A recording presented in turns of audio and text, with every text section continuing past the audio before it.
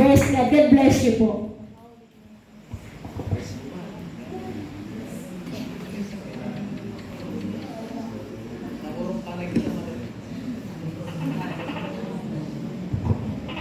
Praise the Lord, mga pay nga gabihatag nga tanan. Salamat po hanhigayon nga ali na ka-share nga usa nga vitamins, no, complete po ang vitamins and fellowship kapag ali ka bugto ko ha fellowship ha balay han aton Dios para akon inin akong pinaka vitamins complete from A to Z po inihiya. So salamat po ini nga higayon nga usa nga ayo bugto Brother Jonathan nga salamat ini nga higayon na akon pastora ang timining ginhatag kan Pastor John. Pastor John naman ginpasa nga diha akon. So actually kahimo ko lang nag-akon outline to be honest, but anakon i-share yan nga kagabi na aton nga iba kundi usang damo nga mga testimonies. Glory to God ngan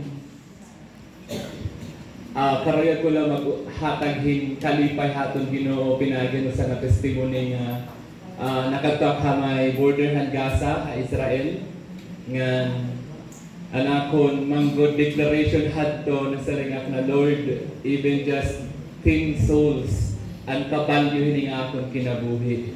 But I praise God na kundi adya kaukod niyo ha prayer. Salamat han mga pastors naton nga padayon nga nagpi-pray, nag-stand ang mga young people nga aadiya na.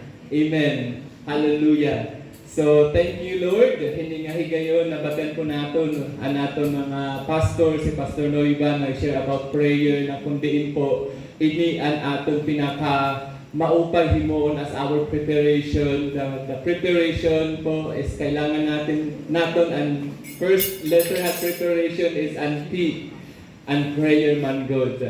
I-share ko lang ha iyo ang spiritual situation ha Israel and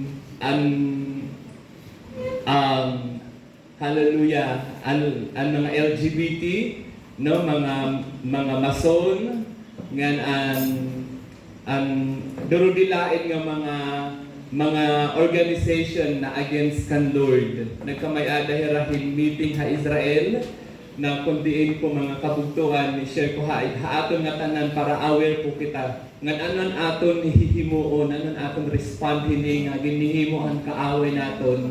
They are preparing no for a spiritual and physical battle. Ini nga hinanabo po ha Israel yan na wars. No, ini po hiya is nahinabu po niya ha spiritual realm anay din naging physical niya nakita naton. So praise God. Introduction pala to ya, medyo kinukulmaak, medyo maiha-iha gapon nga marak makapag-share, but hallelujah. So yan ang nabulan nag-celebrate kitahan aton. Ano po naton gin-celebrate yan ang mamang? Father's Day, Pastora Joyce. Ano pa po about han aton Independence Day? Ano pa tumaadlaw? June 12. Ano po ang tuig? Sige, may premyo. 1898. 1890? Pastor? 98. Amen. 1898 ang aton araw ng kalayaan, our Independence Day.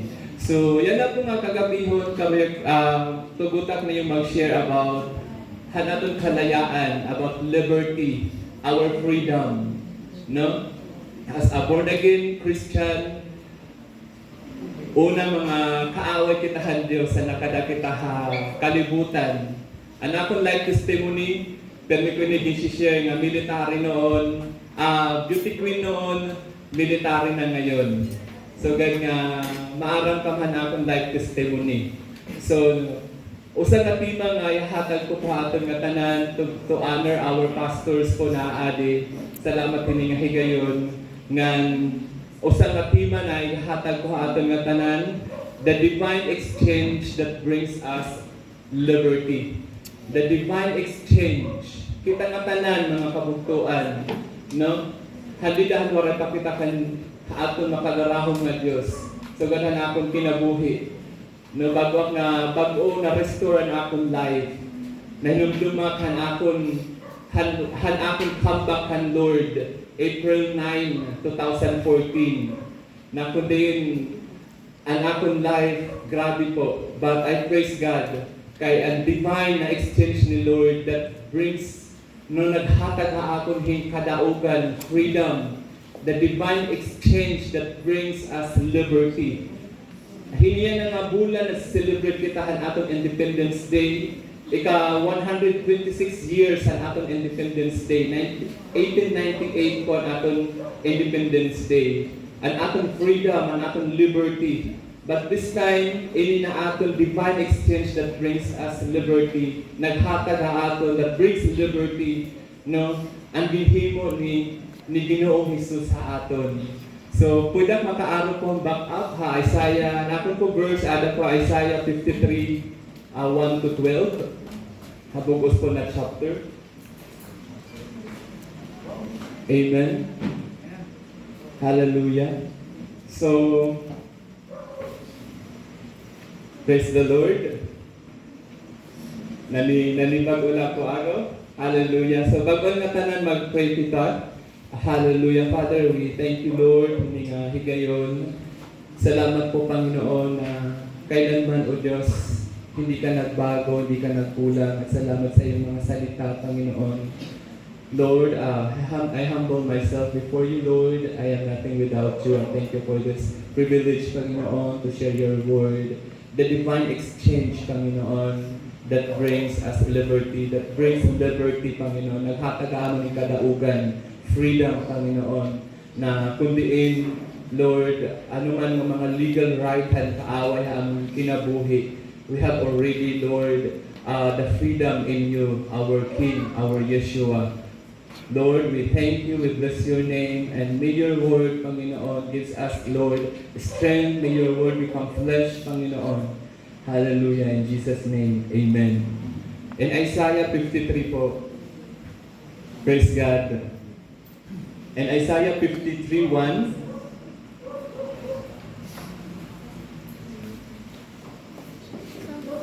basahin po natin.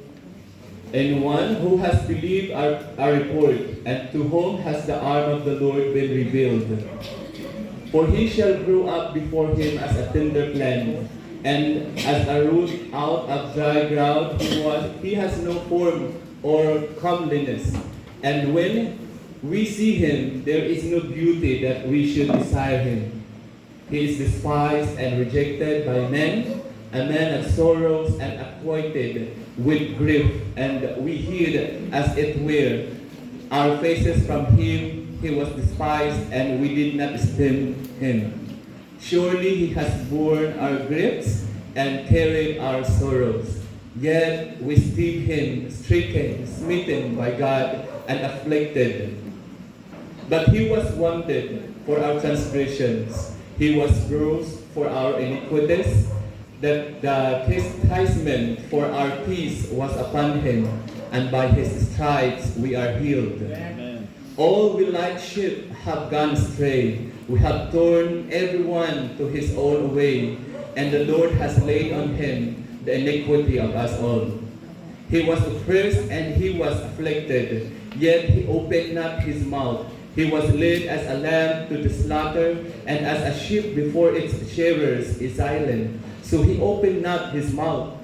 He was taken from prison and from judgment, and who will declare his generation? For he was cut off from the land of the living. For the transgressions of my people he was stricken. And he made his grave with the weak, but with the rich at his death, because he had done no violence, nor was any deceit in his mouth. Yet it pleased the Lord to bruise him. He has put him to grief. When you make his soul an offering for sin, he shall see his seed.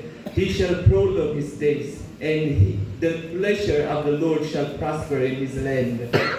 He shall see the labor of his soul and be satisfied. By his knowledge, my righteous servant shall justify many, for he shall bear their iniquities. Amen. For therefore I will divide him a portion with the great, and he shall divide the spoil with the strong, because he poured out his soul unto death, and he was numbered with the transgressors. And he bore the sin of many, and made intercession for the transgressors. Amen. Singon tamang po yun na, and he bore the sin of many. He bore the sin of many. Kanay po mga sala at iya ginkarga dito ha cross. Kanay po sala. Kanay. Akon. Imo og haakon. Mga kabugtuan, the divine exchange that brings liberty. As we celebrate po ang Independence Day, praise the Lord. So before, as mentioned in Colossians, na kita nga tanan mga nakada pa kita kalibutan, mga kaaway kita aton Ginoo. Nakada naglalangoy ka pa kasalanan di ako. I-share ko na testimony, i-share ko na kanina, but makita natin ang design han kaaway aton kinabuhi. Desperate Satan para aton kinabuhi. Karoyag niya nga mawara ang ngaran nga Jonathan that time hanakada pa kakalibutan. Mga young people, no? Haadi damo mga young people at hagawas damo nga mga kabataan. I tell you na ang kaaway, he is so desperate han imo kinabuhi. Encounter ang aton pwede mahimo. Yan ang aadi ka na bilong ka na han pamilya han aton Ginoo. Ayaw tuguti na ini nga divine exchange na ginhatag ha imo, ginhatag ha akon, ginhatag ha aton nga tanan, makawat pa han aton kaaway. May mga tagsa-tagsa kita nga mga testimony. May mga tagsa-tagsa ka, may kalugaringon nga istorya, no? But nag-meet kita dito kung paano ka gin-design han aton Ginoo. Nag-meet kita kung paano ka gin-disenyo han aton Ginoo. Through this divine exchange han aton Dios nagkamay-anak kay kadaugan. Nagkamay-anak kay kagawasan. This is the divine exchange that leads us, hallelujah, into victory. Yan na ada aton nga tanan kung paano naton kaputan ang pulong Dios. Kung dili ka natuo nga ikaw, no, ang kadaugan, ang kalayaan, ang liberty, ang freedom na ginhatag ang Diyos sa aton nga tanan. I remember kung paano at ginbalik ni Lord nga diha Buena Vista, han akong pastor. How many times nga nagtinawag ha akon, Jonathan, Noy, simba kita. Pero adto lang nagpipinaso-paso. No? Han akong karuyag singon, nagsunod akan akong kalugaringon. How many times nagintawag kita han aton Dios. Nga nga nalingkod ka na dida halingkuran. Ayaw tuguti. Nga mabatian mo pa sa nga boses dili ha imo tuo. Ang kaaway nga papamatian mo hiya. Hallelujah. Amen. Amen. The divine exchange ang ginhimo ang aton Ginoo nga mag-ada ka kadaugan. Hallelujah. Praise the Lord. Hallelujah. So guti lang ako prepare ko lang pong ang 3 and 5 no, he was despised. Mga kabugtuan, balikan po natin ang 3 na kundiin binungol-bungol kalahan una. Di Jesus ang nakanihiya kadamo nga mga lugar ang iya ginkantuan nga naging pa-experience ni Lord nga ginkantuan ko ini nga mga lugar ha Israel. Glory to God, para maintindihan ko kung paano ang atong Ginoo naglakatunhi kaharayo para maabot kala. Imagine, hanakata ka Israel nga kaharayoan from Jerusalem to Samaria. Pero kauras nga tumagin lakatla ito ni Jesus para maabot niya ang mga katauhan. And yet, pero lang namati niya. Naintindihan ko nga nakatwa ka Israel, mga kabugtuan, kung gaano kadako ang gugma ang aton Dios sa aton nga tanan. Nga iya gidbayaan ang iya trono para maabot ka